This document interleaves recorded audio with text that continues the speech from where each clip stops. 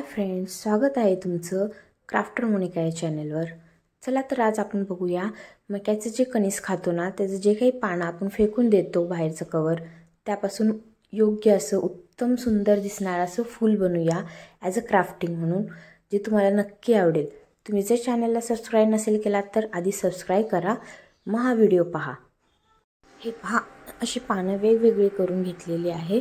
तुम्ही ते सुकल्यानंतर सुद्धा करू शकता। मी हे ताजे असतानाच फ्लावर्स बनवते, त्यामुळे हे असे नाही का ग्रीन ग्रीन दिसतात। ते त्याला उत्तम प्रकारे असा शेप देऊन घेऊन घ्या।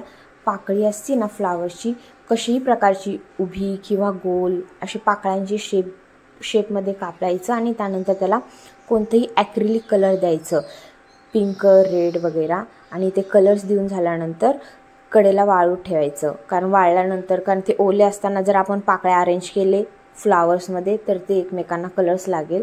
त्यासाठी तुम्ही वेगवेगळे डिफरंट कलर्ससुद्धा देऊ शकता, नाहीतर ॲज अ एकच कलर देऊ शकता।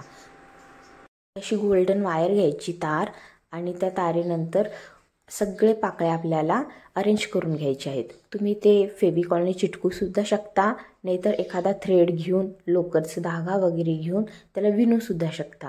हे बघा, मी अशा प्रकारे विणती येते एक धागा घेऊन, आणि एकमेकावर जे काही पाकळ्या अरेंज करता ते तुम्ही तुमच्या हा पूर्ण फ्लावर झाल्यावर असा दिसतो, खूपच सुंदर दिसतोय। ह्याच्यावर तुम्ही अजून जरा ग्लिटर्सने किंवा जे काही तुम्हाला अजून कुंदन वगैरे चिटकवायचे असेल, ग्लिटर्स वगैरे त्याच्यावर शाईन करण्यासाठी मारायचं असेल तर तुम्ही तेही त्यात चिटकू शकता।